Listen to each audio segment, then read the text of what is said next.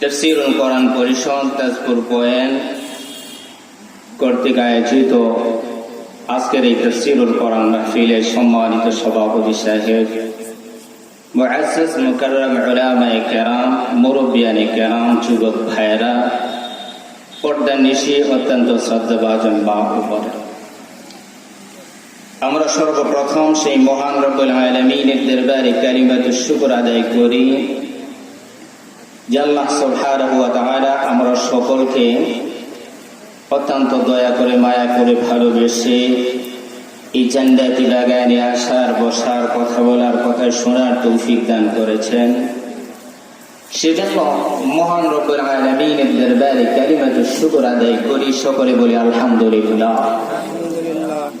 হাজিরিনে কেরাম, আমি আপনাদের সামনে সূরাতুল মুমিনুনের কয়েকখানা আয়াতে কারিমা তেলাওয়াত করেছি। মহান আল্লাহ সুবহানাহু ওয়া তাআলা আমার এই তেলাওয়াতকৃত আয়াতের মধ্যে আল্লাহ ঘোষণা করেন, কাদ আফলাহাল মুমিনুন, অবশ্যই মুমিনগণ সফলকামী হয়েছে। মুমিন যারা, তারা সফল হয়েছে। তাহলে আসুন ওই আয়াত এবং সূরাটা কখন নাজিল হলো, আল্লাহ কোরআনে মুমিনদের কথা যেভাবে বলেছেন, মুনাফিকদের কথাও সেইভাবে বলেছেন। মুনাফিকদের জন্য আল্লাহ একটা সূরা নাজিল করেছেন, মুমিনদের জন্য আল্লাহ একটা সূরা নাজিল করেছেন। এই সূরার আয়াত সংখ্যা হলো 118 খানা আয়াত, আর সূরার রুকু হলো 6টা। সূরাটা মক্কায় অবতীর্ণ হয়েছিল। আল্লাহ রাসূল সাল্লাল্লাহু আলাইহি ওয়াসাল্লাম যখন মক্কার জিন্দেগিতে, মক্কার জীবনে আল্লাহ রাসূল দ্বীনের দাওয়াত দেন, ইসলামের দাওয়াত দেন, ঈমানের দাওয়াত দেন। এই ইসলামের ঈমানের দাওয়াত দিতে গিয়ে আল্লাহ রাসূল সাল্লাল্লাহু আলাইহি ওয়াসাল্লাম বিভিন্ন ভাবে নির্যাতিত, নিপীড়িত হয়েছে। কি হন নাই? একটা কথা বলবেন। তো আল্লাহ সুবহানাহু ওয়া তাআলা বিশ্বনবীকে সান্ত্বনা দেওয়ার জন্য আল্লাহ ওই সূরাটা নাযিল করেন। সুবহানাল্লাহ।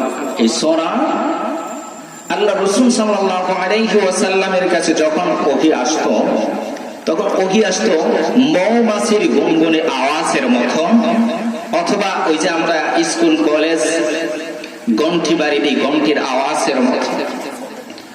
আল্লাহ রাসূল সাল্লাল্লাহু আলাইহি ওয়াসাল্লাম যখন মক্কার জমিনে ইসলামের দাওয়াত দেওয়া শুরু করলেন, দ্বীনের দাওয়াত দেওয়া শুরু করলেন, আল্লাহ রাসূলের দাওয়াত কতগুলো গ্রহণ করেছে আর কতগুলো গ্রহণ করে নাই, বিভিন্ন ভাবে নির্যাতিত, নিপীড়িত করেছে। এমনকি সুদীর্ঘ 13টি বছর ইসলামের দাওয়াত, ঈমানের দাওয়াত, দ্বীনের দাওয়াত আল্লাহ রাসূল সাল্লাল্লাহু আলাইহি ওয়াসাল্লাম দিতে গিয়ে রাসূল সহ অসংখ্য অগণিত সাহাবায়ে কেরামরা নির্যাতিত, নিপীড়িত হয়েছে, নির্যাতিত, নিপীড়িত হয়েছে। এই নির্যাতিত, নিপীড়িত হওয়ার পর আল্লাহ সুবহানাহু ওয়া তাআলা বিশ্বনবী জনাবে মুহাম্মদুর রাসূলুল্লাহ সাল্লাল্লাহু আলাইহি ওয়াসাল্লামকে সান্ত্বনা দেওয়ার জন্য আল্লাহ ওই সূরাটা নাযিল করলেন। সুবহানাল্লাহ। এই সূরাটা কি সূরা? সূরাতুল মুমিনুন। আল্লাহ বলেন, قد أفلح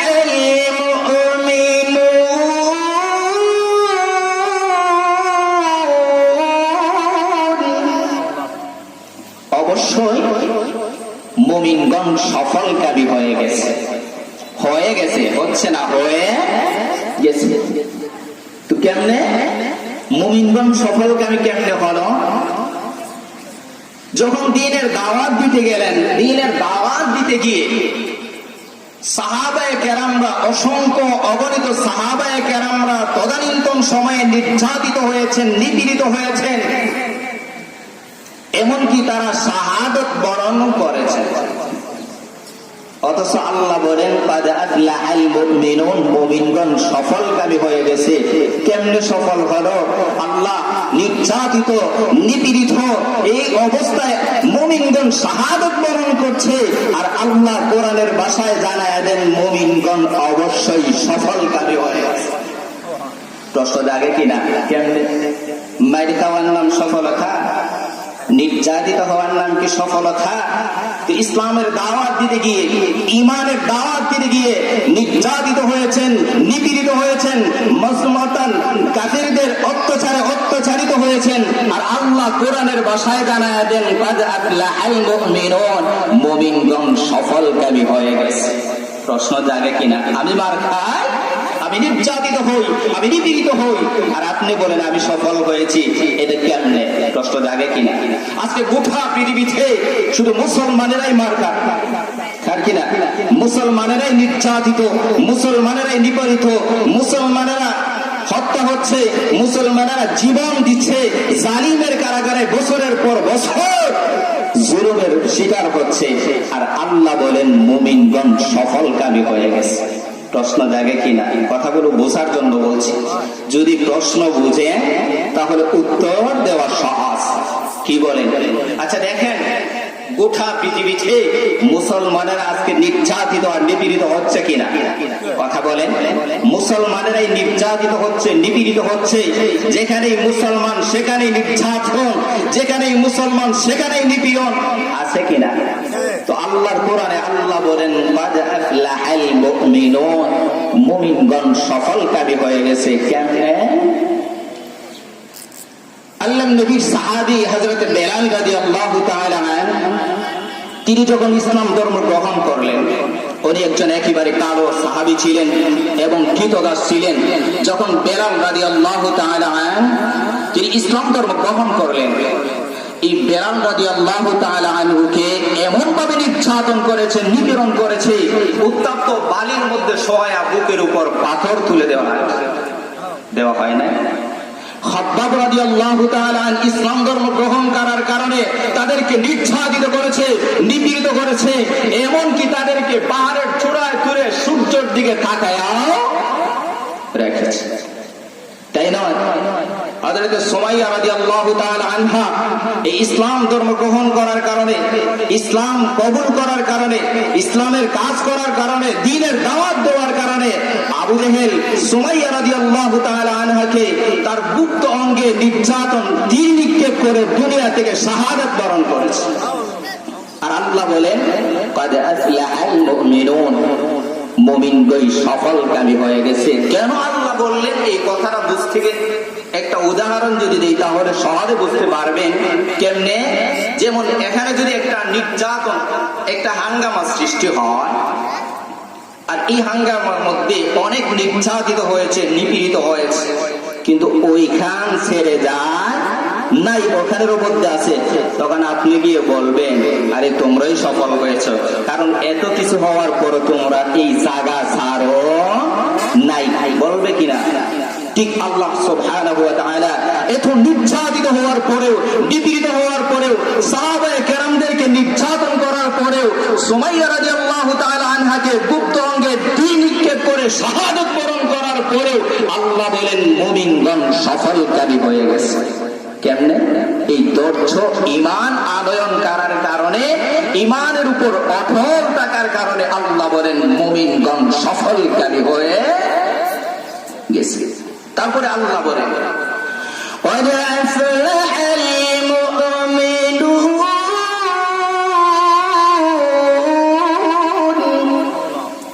الذين هم في صلاتهم خاشعون।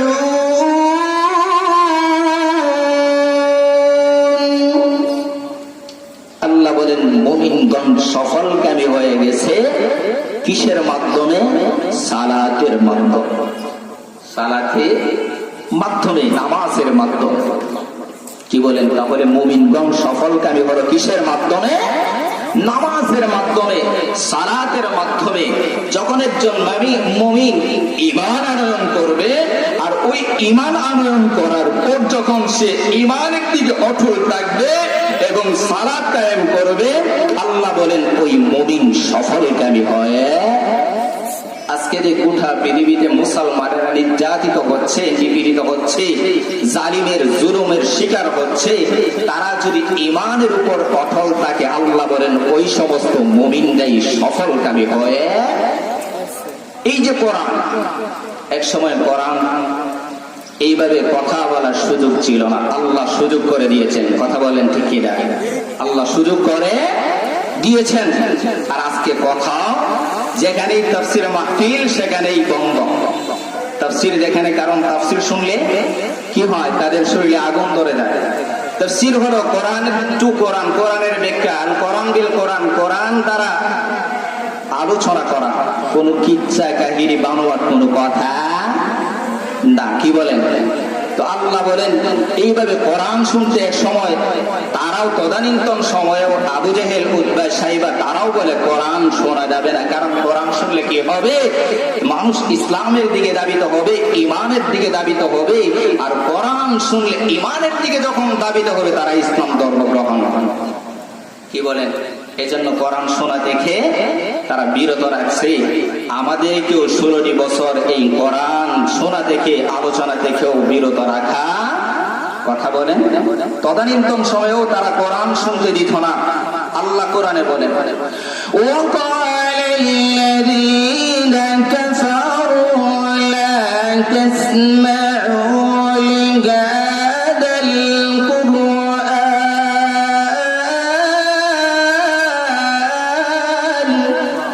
ওয়ালগাউ ফীহি লা'আল্লাকুম তুফলিহুন।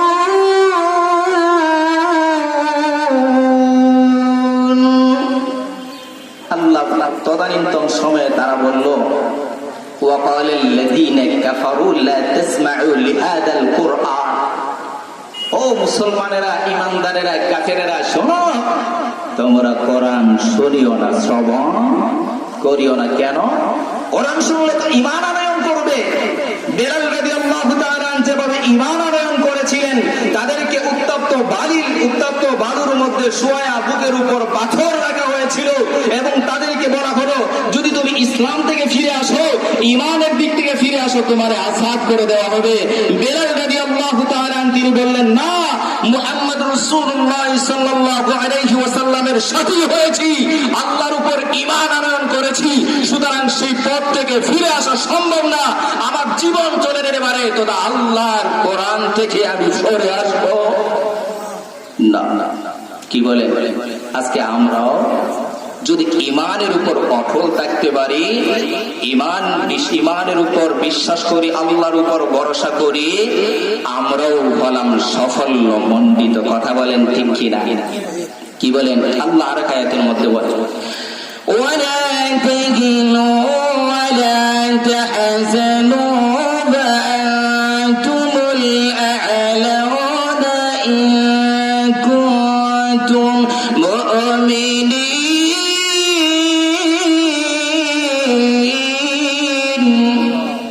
মহান আল্লাহ রাব্বুল আলামিন জানালেন, قد أفلح المؤمنون, মুমিনগণ সফলকামী হয়ে গেছে। কিসের মাধ্যমে? আল্লাহ বলেন, আল্লাযীনা হুম ফি সালাতিহিম খাশিউন, নামাজের মাধ্যমে। আমার ভাইরা, একজন মানুষ যখন লা ইলাহা ইল্লাল্লাহ কালিমা পড়বেন, আল্লাহর উপর বিশ্বাস স্থাপন করবেন, ওই ব্যক্তি, আল্লাহ বলেন, মুমিনুন, এরাই হলো মুমিন। মুমিনরাই সাফল্যমণ্ডিত হয়ে গেছে।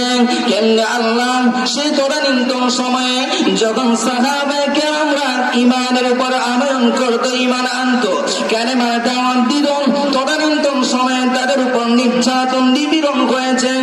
বেলাল রাদিয়াল্লাহু তাআলা উনি যখন ঈমান আনয়ন করলেন, ওই ঈমান থেকে দূরে সরিয়ে নেওয়ার জন্য তাদেরকে বারবার বলা হলো, ও বেলাল রাদিয়াল্লাহু তাআলা, তুমি ইসলাম থেকে সরে আসো, ঈমান থেকে সরে আসো, মুহাম্মাদুর রাসূলুল্লাহ সাল্লাল্লাহু আলাইহি ওয়াসাল্লামের কাছ থেকে সরে আসো। তুমি যখন সরে আসবা, আমি তোমাদেরকে আযান করে দিব। বেলাল রাদিয়াল্লাহু তাআলা তিনি বললেন, ও আমার মালিক, শোনো, যার উপর ঈমান আনয়ন করেছি বিশ্বনবী মুহাম্মদুর রাসূলুল্লাহ সাল্লাল্লাহু আলাইহি ওয়াসাল্লামকে নবী হিসেবে গ্রহণ করেছি। আমি বেলাল রাদিয়াল্লাহু তাআলা আনহুর জীবন চলে যেতে পারে আল্লাহর উপর বিশ্বাস স্থাপন করেছি। বিশ্বনবী মুহাম্মদুর রাসূলুল্লাহ সাল্লাল্লাহু আলাইহি ওয়াসাল্লামের সাথী হয়েছি।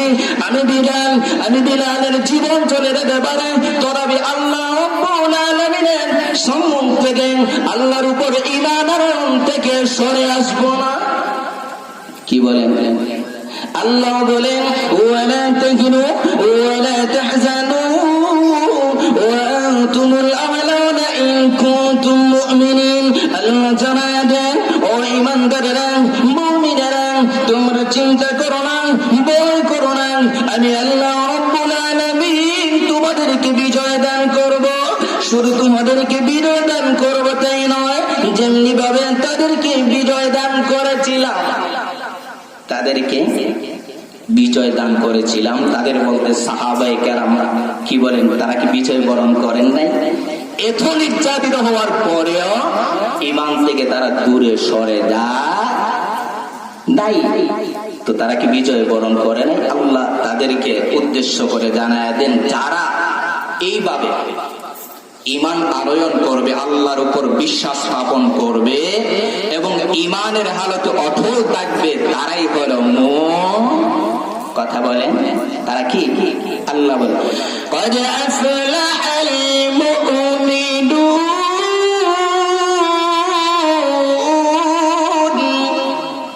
মুমিনগণ সফলকামী হয়ে গেছে কিসের মাধ্যমে? আল্লাহ বলেন আল্লাযীনা হুম ফি সালাতিহিম খাশিউন, নামাজের মাধ্যমে। কিন্তু আজকে আমরা নামাজ পড়ি, কথা বলেন, এখন পড়লে আরেকজন কি বলেন? অথচ আল্লাহ বলেন মুমিনগণ সফলকামী হয়ে গেছে কিসের মাধ্যমে? নামাজের মাধ্যমে। অথচ আজকে আমরা নামাজ পড়ি, কি বলেন? তো আমরা কি সফলকামী হলাম? কি বলেন? না ব্যর্থ? শুধু আমরা মুমিন না মুসলিম? আমরা মুসলমান, ঈমানদার, অর্থাৎ মুসলমানের ঘরের মুসলমান, কিন্তু এখনো আমরা ঈমানদার হতে পারি? জোরে বলেন, কি বলেন? দেখেন, ওয়াজ রে এবং আল্লাহর কোরআন রে আর আমার জীবন রে একটু বাস্তবতার দিকে মিলাইয়া দেখেন, আমরা কি আসলেই মুমিন হয়েছি না এখনো মুসলিম? কি বলেন?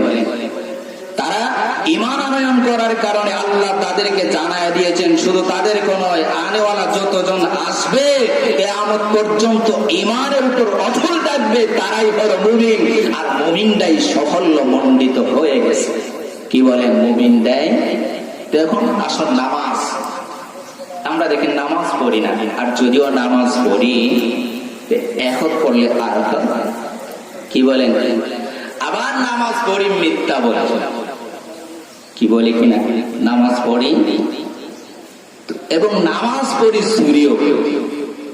কি? তো নামাজ তো আমাদেরকে ফিরায় না, পাপাচার থেকে ফিরায় না। ইন্না নামাজ, আল্লাহ বলেন সমস্ত অশ্লীল কাজ থেকে নামাজ তোমারে বাঁচায় রাখবে। আর আমরা যে নামাজ পড়ি আমাদেরকে ওইগুলা থেকে বাঁচায়। কি বলেন? নামাজের মধ্যে চুরি করি, তো কেমনে চুরি করি? নামাজের মধ্যে কি চুরি আছে? আল্লাহ রাসূল সাল্লাল্লাহু আলাইহি ওয়াসাল্লাম বলেন সবচেয়ে বড় চুর হলো ওই চুর যে ব্যক্তি নামাজের মধ্যে চুরি করে। আমরা তো ব্যাংক ডাকাতি করি, মানুষের বাড়ি চুরি করি, স্বর্ণ দানা এইগুলো চুরি করি, এরাই চোর। কিন্তু এর চেয়ে বড় চোর হলো ওই ব্যক্তি যিনি নামাজের মধ্যে চুরি করে। সাহাবায়ে কেরাম বললেন, কিলা মান আবা ইয়া রাসূলুল্লাহ, ওগো নবীজি, কারা চোর? কেমনে চুরি করে? বুঝতে পারি নাই। তখন আল্লাহর রাসূল বলেন ওই ব্যক্তি হলো সবচেয়ে বড় চোর যে নামাজের মধ্যে চুরি করে। কেমনে? রুকু সাজদা ঠিক মতো আদায় করে না, আর যদিও নামাজের মধ্যে গিয়ে দাঁড়ায় অধিক টাকা আছে কিনা। কি বলেন? তো ওই নামাজ করি, নামাজ তো আমাদেরকে অশ্লীল কাজ থেকে বাঁচায়া। যদি আমরা নামাজের মতন পড়তাম তাহলে অবশ্যই আমাদেরকে পাপাচার থেকে বাঁচায়া কি বলেন? আল্লাহ বলেন কাদ আফলাহাল মুমিনুন, মুমিনগণ সফলকারী হয়ে গেছে। মুমিনগণ কেমনে সফল হলো? নামাজের মাধ্যমে। আর আসলেও আমরা নামাজের মধ্যে দাঁড়ায় কি বলি নিজেরাও বুঝি না। কথা বলেন, নামাজের মধ্যে দাঁড়ায় দেখেন আমরা আল্লাহর প্রশংসা করি কিনা, আল্লাহর প্রশংসা করি কিনা। একজন মানুষ যখন মানুষের প্রশংসা করে তখন সে খুব খুশি হয় কিনা, কথা বলেন। তো আমরা নামাজে দাঁড়ায় কার প্রশংসা করি? আল্লাহর প্রশংসা করলে আল্লাহ কি খুশি হয় না? নামাজের মধ্যে দাঁড়াইও দেখেন আমরা পড়তে থাকি আলহামদুলিল্লাহি রাব্বিল আলামিন আর রহমানির রহিম মালিকি ইয়াউমিদ্দিন ইয়াকা না'বুদু ওয়া ইয়াকা নাস্তাঈন। কার প্রশংসা করলাম? কার প্রশংসা? এবং আমরা বলি আল্লাহ ইয়াকা না'বুদু ওয়া ইয়াকা নাস্তাঈন, আল্লাহ একমাত্র তোমার ইবাদত করি